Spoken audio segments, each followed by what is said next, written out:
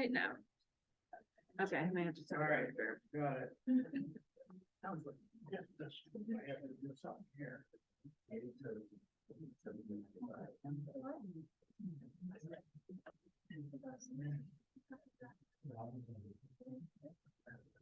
I'm gonna wait another minute or two before we get started.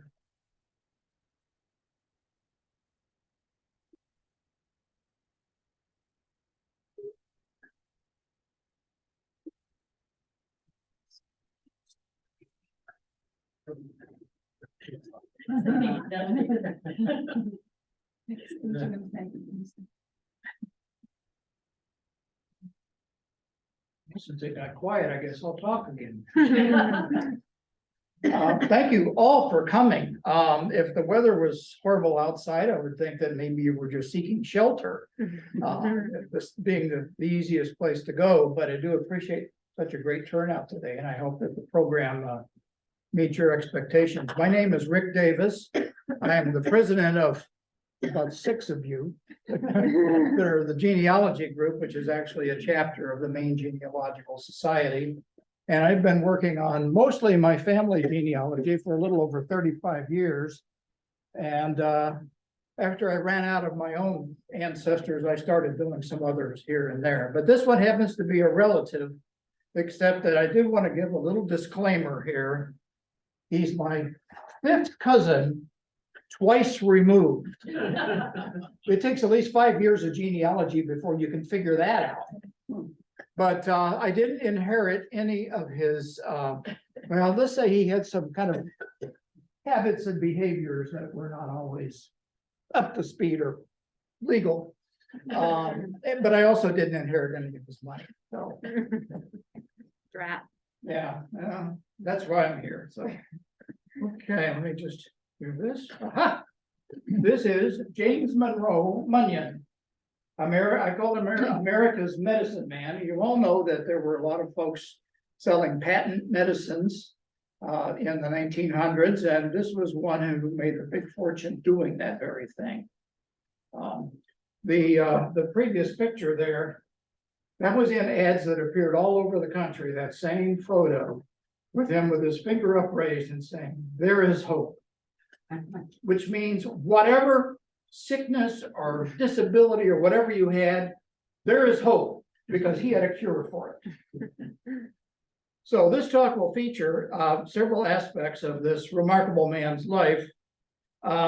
And along the way, I'll also mention some of the sources I used. And those of you that are not genealogists, you can tune out on that part. Ancestry.com and FamilySearch.org are the two big behemoth sources that everybody knows about, I think, pretty much. And this is what I'm gonna. Would you let those folks in? Yep, So I can did. get it Yep. out? There we go. Yep. I'm gonna talk about 6 different aspects here today.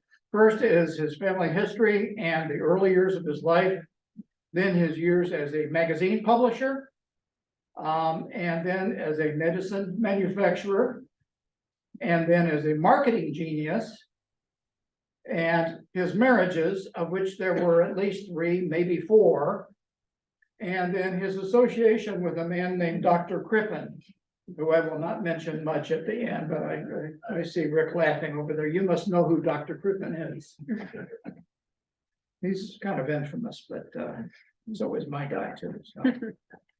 So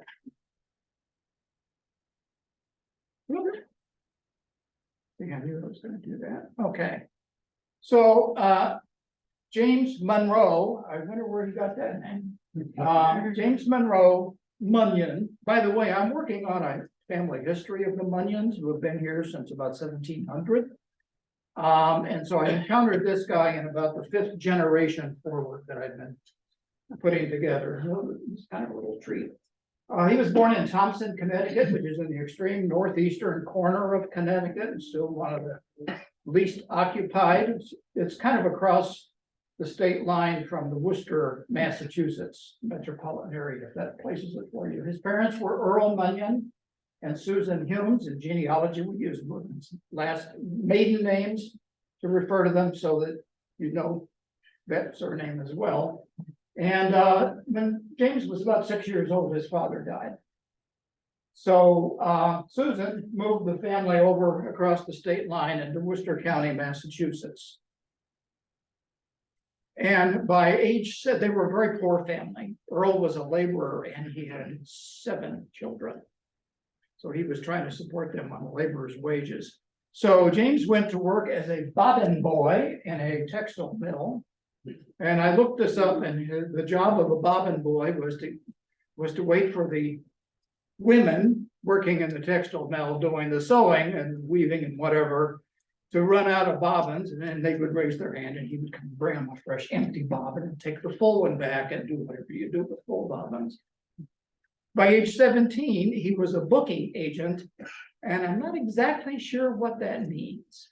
I think it means that he was like maybe musical acts. He was a singer, among other things. So that's probably what he was doing, you know, like the waterfront operation in Bangor. He was on a presumably smaller scale, but he was making his way in life.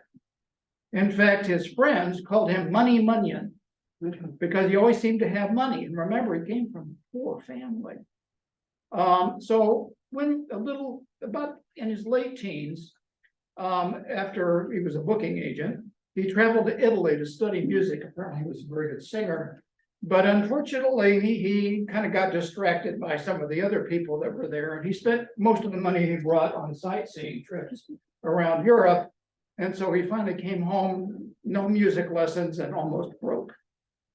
But that didn't keep him down. He got his way to Chicago and saw a Chinese laundry, which apparently were the laundries of the time, because it's kind of menial, messy work, and people didn't want to do that except for immigrants who were willing to do this kind of work to make a living, which many were Chinese. So he saw this guy putting starch in with somebody's laundry. It was a commercial laundry, and he got an idea. He bought some starch and he marketed it as imported Chinese starch, which made it sound very exotic and desirable. This is what they use, you see. So if you wanted to do your laundry at home, you could use some of Munyon's imported Chinese starch. Then in 1884, he got into the magazine publishing business. Munyon's Illustrated World was originally a labor union magazine, and he changed the tenor of the magazine in 1887 into a literary magazine. In fact, he published 2 poems by Walt Whitman for the first time that those poems were published. So he had some connections, and he was on his way. That's probably the last legitimate thing he actually really ever did. But I think when he was the publisher, he really learned the importance of advertising and what it could do. I mean, he'd already done that with the starch, right? So he then decided to go into the patent medicine business. And he settled in Pennsylvania, in Philadelphia, and became a homeopathic patent medicine manufacturer, built a factory to make medicines. And the classification, if you remember those 6 points, one of them was being a marketing genius. He advertised heavily in every state in the US. That picture with the finger and the slogan, "There is hope," that appeared from coast to coast. And I used newspapers.com, which is a subscription newspaper service that you can go back and get historic papers. And they have where you can find out how many in each state. And let's see, this next ad I'm going to show appeared in, let's see, I don't have that down. At that point, it was like every state except I think 1. And I think it was only because newspapers didn't have any papers in the state back in there. It was like 1895 or something that these ads appeared promoting his products. So he had people investing with him, but they thought he was crazy to do all this advertising and put all these things out and spend all that money. So he bought them out, and then a year later he claimed he had made $750,000. So I guess he wasn't such a fool after all. So here's an example of a different ad that he ran early on. This is from the Los Angeles Herald, 3 November 1895. And wanted to call as one of our little educational pieces here, the Microsoft snipping tool. How many people know about the Microsoft snipping tool? Very few. In your startup array is a little thing called the snipping tool. You can take any web page or any photograph or anything that's got online and use this to highlight and copy and paste. This, I pasted this off of my screen where it showed the ad from the newspaper. And it's not bigger because it won't go all the way down. But I snipped this so that you can see what the ad actually looked like. It's a really handy thing if you want to, and we'll see it again. You want to get a picture to dump into something, or pretty much anything that's on your web page, and maybe you just want to keep it and put it in a list of something. It's really handy. So at any rate, this ad says, for those of you that can't quite read it, this is Munyon's Remedies, wonderful cures reported, 31,782 persons, not 83, 82, cured in San Francisco last month. The population of San Francisco in 1890 was 300,000. So apparently he was curing 10% of them every single month. Maybe a little bit exaggerated. I don't know. So down below this, where it says list of cures, was like about 4 times this in listing all of his different products, which I will not go into. But there were 37 of them. So whatever ailed you, you got a cure. This stretched even into not big city papers like Los Angeles, but right here in our own Belfast. In the Republican Journal on 13 March 1901, credit goes to our reference librarian for making a copy of that for me from the files. And you should recognize the picture now, right? And the focus of this one is on dyspepsia. And there's a whole bunch of list of cures down here, which I will not review all of. But, well, I will give you the list. It says there are cures, because I did see I used the clipping tool then to kind of clip just that part and enlarged it. These are JPEGs. My dyspepsia cure positively cures all forms of indigestion or stomach trouble. It rejuvenates worn out stomachs. It builds up stomachs that have been weakened by powerful cathartics and old fashioned nostrils. And in the bottom were cures, including the following: dyspepsia, headache cure, piles cure, blood cure, liver cure, female remedies, apparently couldn't cure that, catarrh remedies, and as a vitalizer, he had a vitalizer. In fact, in the paper, there's somewhere, and I think it must be down toward the bottom, he says, Munyon is a cure for every disease. Again, possibly a little exaggerated. Anyway, so now we're going to take a little side trip to a man by the name of Henry Flagler, which I'm pretty guaranteed none of you have ever heard of before. Well, this particular gentleman was a friend of John D. Rockefeller's and worked in selling. Let's see, what were they selling? I forget now what it was they were selling. I didn't write that down. Together. And John D. wanted to start this little oil company. And he got Henry Flagler, who apparently was a fairly good businessman and had some money to invest in it. So in fact, Flagler became one of the executives of it, and he's the one who kind of came up with the idea of the vertical consolidation, control everything from beginning to end of the process, so that you could then charge monopoly prices, and also the kickbacks from the railroads shipping your oil and all of that kind of thing. So Henry made a fortune, was on the board of Standard Oil. And his wife became a little ill, and the doctor said, well, why don't you go down to Florida? A lot of people are going down there, and you know, the weather is much better than it is in New York. So he did, and he became entranced with Florida. He just loved it down there. But at that time, the hotels were lacking and the transportation system was poor. And of course, he was used to the finest of everything. So he said, well, I'll just build a hotel and build railroads, and then he could go down there and enjoy them, and some of his wealthy friends could as well. So by 1890, those were both in place. Railroads all the way up to New York, directly to Palm Beach, and a hotel. And by that time, thousands of tourists were flocking to Florida. And one of my sources for this is the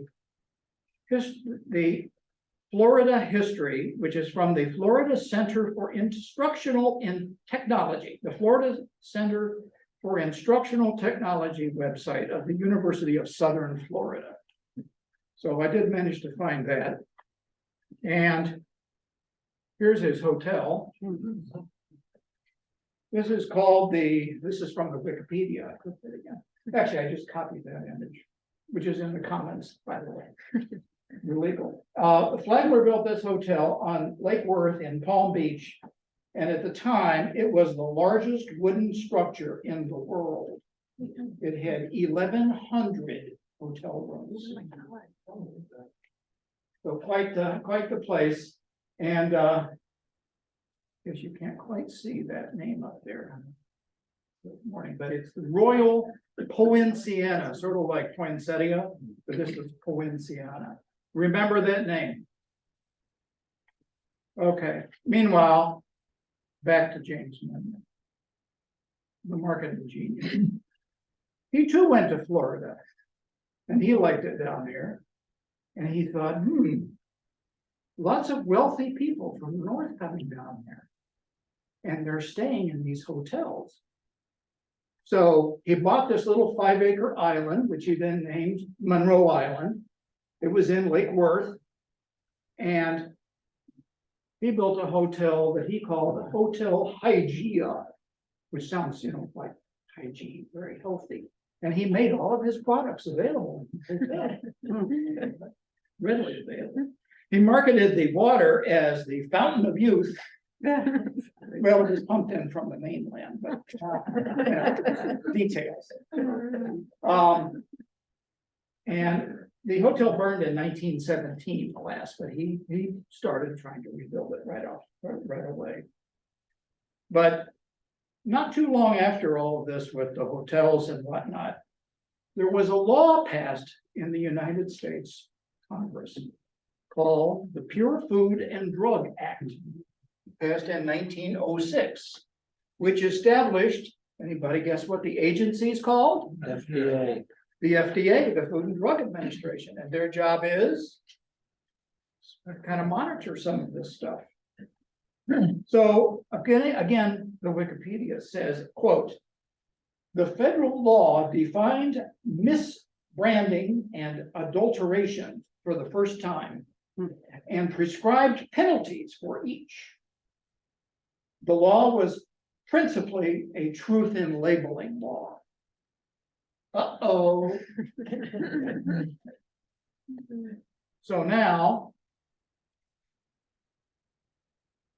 yeah, he has changed his tune. This is an ad from, this is actually from 1907, the year after. And this is from a place called thequackdoctor.com. I love that. And apparently it's like an ongoing like blog. This we posted this one in like 2010. But I tracked this one down, and this is a list of his cures. This is kind of instructive to kind of walk through this, I think. So Munyon's kidney cure, which according to the analysis, and you can't quite see it there, but it was 100% sugar. Munyon's asthma cure, well, yeah, Munyon's asthma cure was sugar and alcohol. Munyon's blood cure, sugar. I wonder why these were so popular. Munyon's special liquid blood cure, which had sugar, potassium iodide, which is, I think, a form of, I'm not sure, and corrosive supplement, whatever that is, doesn't sound very good. Munyon's catarrh cure was sodium bicarbonate, salt, borax, and phenol. Munyon's special catarrh cure was sugar. Munyon's grip remedy was sugar and arsenic. And Munyon's pile ointment was, and this is the way the quack doctor described it, a farthing's worth of soft paraffin. And I looked up farthing and it means an insignificant, it'd be like a penny's worth. So this is what was contained in these various cures. Well, now the FDA comes along. We have a new theme. Now you'll notice that Munyon has remedies. That's legal. He wasn't saying to cure something, but it would make it better. So this is an ad from let's see, this is an ad from the LA Daily Times for January 1908. And the key phrase here is what I highlighted over there, which is Munyon's remedies are guaranteed under the National Pure Food and Drug Act to contain no harmful drugs that could impair the stomach or weaken the heart. So he's now turned it around and spinning it. And we got this law that's protecting you, and my products have been tested and nothing harmful in there. Nothing but a bunch of sugar and a little alcohol. But we still have lots of XXX remedies for rheumatism, kidney remedy, dyspepsia remedy, for neuralgia remedy, blood remedy, liver remedy, nerve remedy, bladder remedy, heart remedy, and the XXX for cold and cough. Again, whatever ails you, you can remedy it. So that's kind of the highlight of his marketing career and his hotel and magazine. And I want to highlight his marriages, which are interesting in their own right. His first wife was a Cordelia Hudson. She was born in 1860, and I don't know when she died because his wives had a tendency to kind of fade into the woodwork somehow, except for one of them. So she was the only wife that he had that had children with him, 2 sons and a stillborn boy. When they were married, he was 38. They married in 1879, so this is early on before the medicines. He was 38, she was 19. And they were divorced in 1893, so she stayed with him for quite a while. And I didn't find her after that, and I looked in census records, marriage and death records, city directories. It's like he disappeared. So I can't tell you what happened to Cordelia. Now, his second wife, Dora Harvey, notice the birth date again, same year. Both wives were the same age, 1860. She didn't die till 1940, so she lived to be wise old age of 80. And this one is a treat for Debbie, because Dora Harvey is DAR eligible on both sides. She is member number, take a note of this, 7603. Oh, that's early. Yes, Wow. because now they're like 6 digits. We're over a million, 7. Okay, 7, but she was one of the first 7,000 or so to prove her DAR eligibility. So they were married in 1893, shortly after the previous divorce. And he was 45 by then, but she was only 33. So she was 12 years younger. And she was a short story writer. And she divorced him about 1901 or 1903. So she stayed with him for about 10 years. And she went on, and obviously he lived many more years. She remarried and wrote short stories and probably had a happier life. So that's number 2. Here comes number 3. This is the famous one. You may not have heard of Pauline then, but if you were around in those days, you would know who she was. She was born in 1885. They were married in 1908 when she was 23. by now he was 60. And she was considered one of the most beautiful actresses in the world, played in a number of silent movies, which you can find on the Internet Movie Database, and by searching for her name, but it was kind of a tempestuous relationship, shall we say. This is who she was. She's a lovely, lovely young woman. But it was not a good relationship.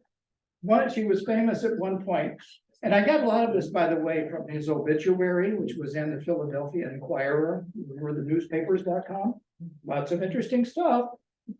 She created a public scene. They got into a loud argument in an open car. Now, you know, those big old limousines, you know, it's all open on the top. Well, she threw out his coat and his hat and was yelling at him. And it caught a lot of attention. And then she filed for divorce in 1913. And then she withdrew it. But then she filed again in 1916. And she claimed non-support. Here she is, poor actress, trying to make a living. And here's this wealthy medicine magnate. And he wasn't giving her any money. So it was all over the papers too. So she's the famous one. Number 4 is much more problematic. Several of the sources I looked at, including contemporary papers, said that he'd been married 3 times. But the Wikipedia says 4, and Family Searches, Family Tree says 4, but it has no sources and no information about this woman, other than her name, which was Emma Snyder. Don't know when they got married. Probably about 1916, 17, because that was right after Pauline left. But don't know how old she was, don't know where she went after that, don't even know if she actually ever existed. It's very possible, those of you who are genealogists know, it's very possible to snatch on to somebody's name and another name over here that's the same or similar and think they're the same person. So maybe poor Emma married some other James Munyon somewhere who was not nearly as wealthy or as famous. I haven't found one. But there you have it. So I don't know much more about Emma, even if that's why the question mark. So in 1918, on the 10th of March, James Munyon was settling in to have dinner with some of his associates. And they were in a hotel in Palm Beach. He was 69 years old, and suddenly he collapsed in the middle of the dining room. And can anybody guess the name of the hotel? It was not the Hygeia. Dying Heart. It was what? The Dying Heart. No. The one like. The Royal Wawenoc, the world's biggest wooden structure that I told you remember the name of. You all failed the class. You're gonna take it over again. So that's where he was. And I thought that burned in 1917. 1917. no, his hotel burned in 1917. This one actually did burn a few years later. It's gone now. But anyway, they brought his body back to Pennsylvania for burial.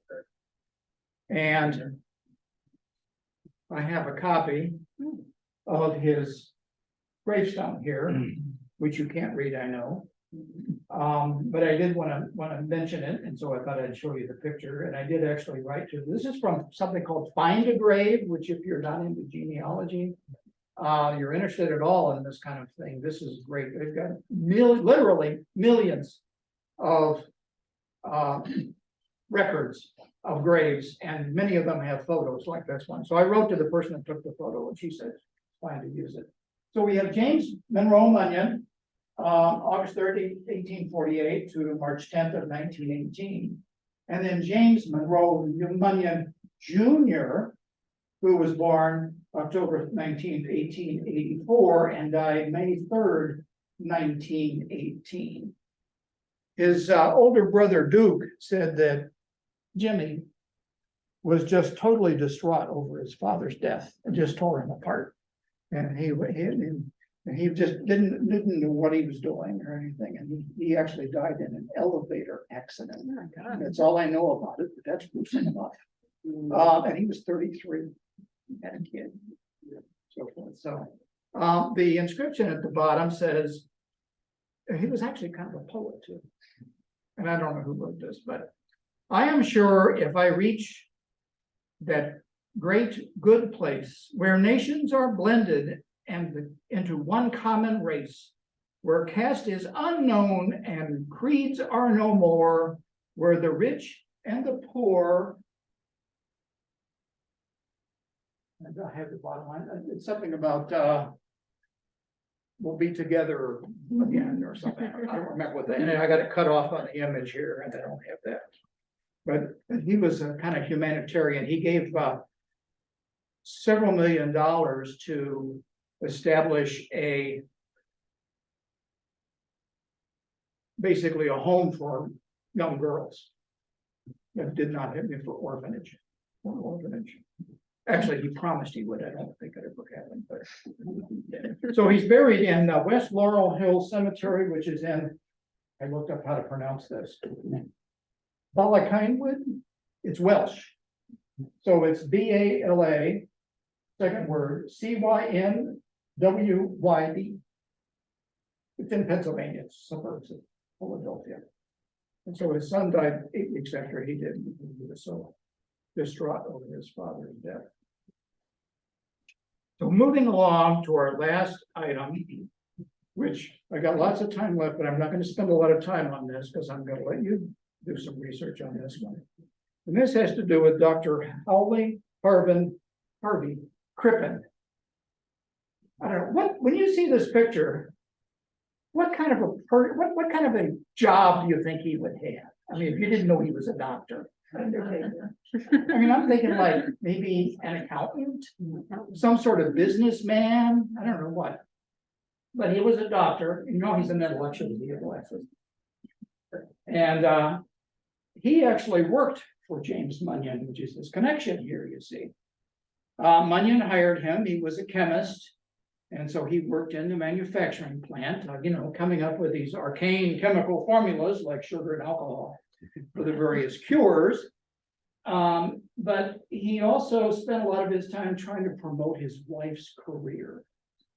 And so Munyon sent him to England and said, why don't you take the patent and see if you can make the patent medicine business go in London the way it's going here. So he went over there with his wife and things didn't go well. He got distracted, he wasn't doing well. This is his wife. Wow. Her name, you can't quite see it there. Her maiden name was Belle Elmore. I'm sorry, that was her stage name. Her born name was Cora or Corrine Turner. And her father was German and mother was from Austria, I believe it is. And her goal was wanted to be a music hall singer. And this is her costume, obviously. I think it's this sort of films. So he was really trying to promote her career, but in order to help promote her own career, she got very friendly with a number of people in the business, so to speak. And so he figured, well, if she was having all of these liaisons, then that gave him fair game to have his own. And things went downhill from there. So all I will say is Dr. Crippen, according to the Wikipedia, and there's also a wonderful top of the front page news article that I picked up from the newspapers. On the 23rd of November, 1910, see, Crippen was still alive, so he'd gone. This man was hanged. He was hanged in London for the murder of his wife. And it was very gruesome, and he's become very famous. And I would encourage you, like, just search in the Wikipedia for Dr. Crippen, Crippen, and you will get all of the details. The other interesting aspect of this is that this was the first murder the first crime solved using the wireless telegraph. Wow.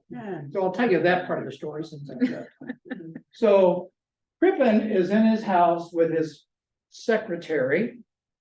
And Scotland Yard comes to visit. And wife hasn't been seen for a while. Know anything about that? No, no anything about that. She's traveling in Europe or something. Okay. But apparently Scotland Yard, but this is a little strange. So they went back to the house. However, by that time, Crippen got cold feet. So he and the secretary, now disguised as a young boy, because she was kind of slight, booked a cruise to Canada. So there he is, steaming along. And Scotland Yard, meanwhile, finds some pretty obvious evidence of what had happened. And the evidence was found in the home in the basement, under the basement, actually. So the detective there got himself on a faster ship. And because he got a telegram, wireless telegram from the captain of the ship, who said, you know, this picture's been in the papers, you know, because this guy had disappeared, right? And he looks like this guy that's on the ship. And there's somebody with him that he says is his young son, but he doesn't look like a boy, doesn't act like a boy. So he had doubts, and so he wires Scotland Yard, and so that's when they figured where he was going. So they got on a faster ship and got to Montreal, and they met this ship as it steamed in to the St. Lawrence. So the captain then said, well, Dr. Crippen, I'd like to invite you up to the wheelhouse today, while the pilot is here piloting us into the harbor. And guess who the pilot was? Hello, Dr. Crippen. Remember me? Scotland Yard Inspector, I forget what his name was. And allegedly, Crippen said, oh, thank God it's over. So that's kind of the story of the ending of the Crippen aspect of this remarkable life of James Munroe, Munyon, my fifth cousin, second, twice removed.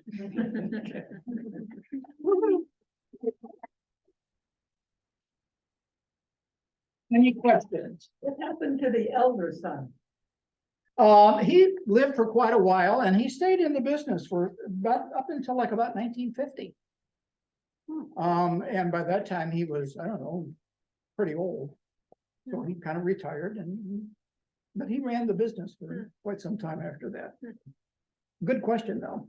Yes. These guys were really good at marketing, because at that time, as I recall, might not have been exactly at that time, but there was no shortage of people with horses and wagons Oh, yeah. selling snake oils. Oh, yes. I don't know if everybody heard that. He was talking about the number of people with horses and wagons going around Yeah. selling snake oil. Yeah. He didn't have to do that. He stayed in No, Philly. these guys, yeah, right. Yeah, These he guys let the had enough. newspapers do the work and ship the stuff all over the country, Yeah.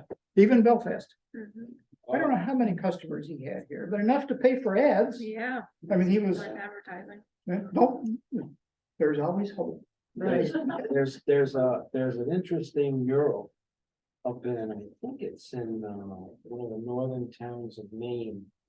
Up by Eastport there, right where you cross over to go into Canada. And I think it's still there, but if you look, it's the side of a big building in bricks. And you can still see Dr. somebody, I forget the guy's name. yeah. Magic oil or whatever it was, and it's still there. I think it's still, last time I was up there, it's still there. This is the side of a building where Side another of a one's been building, torn yeah. down that covered it up probably. I don't know. Anyway, but it a was sign still- for it was so last and time- so's magic Last time I was there was, in Eastport. yeah, East, yeah, a few years ago, but it was still there. Yeah, well, Go figure. somebody over here with a question? Yeah.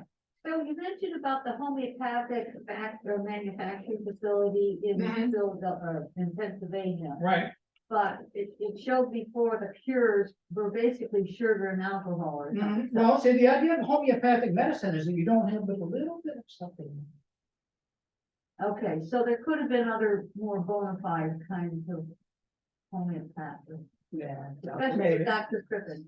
Maybe, yeah, Dr. Crippen was accused of using an anesthetic.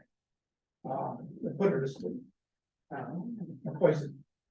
So I think it might have been wild. Opioid. Any other questions? Well, again, thank you all for coming. I hope that you enjoyed learning about my distant cousin. I got a lot of others.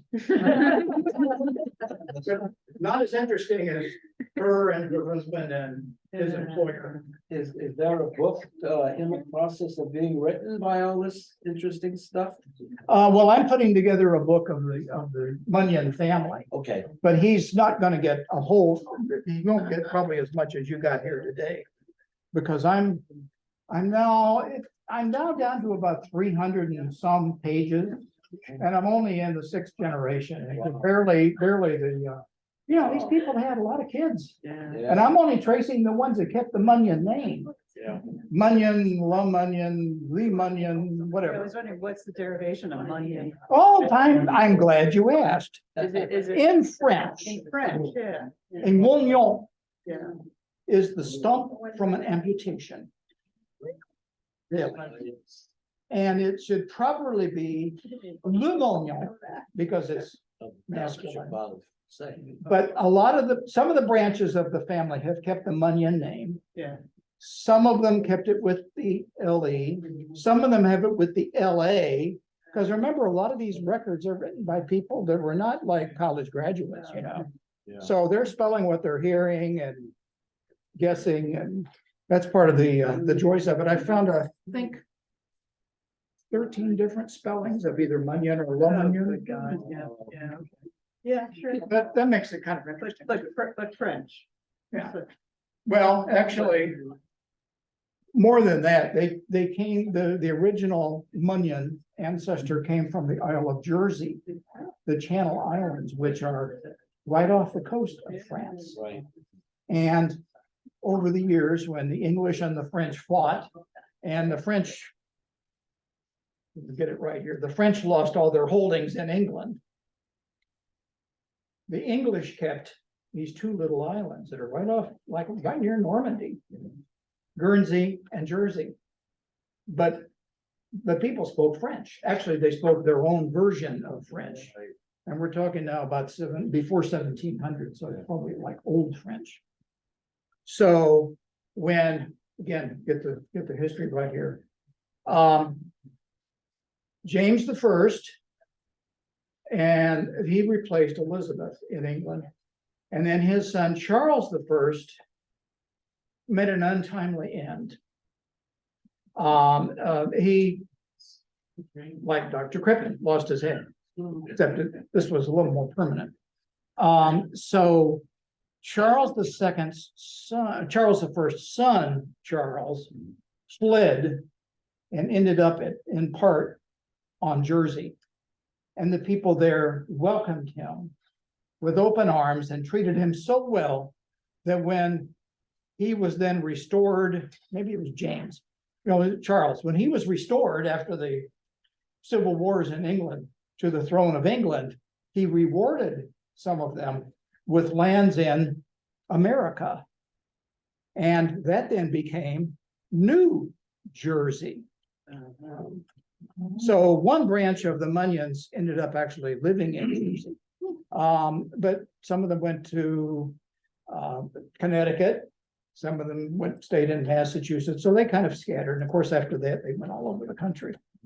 Munyon was born in Thompson, but a lot of others later were born elsewhere. But so that's the Jersey connection, and the French. So I have about that much French blood, I guess. Not Quebecois. Anyone else? Questions? Sounds like it's snack time. Thank you again all for coming. And don't miss out on some of Debbie's great provision.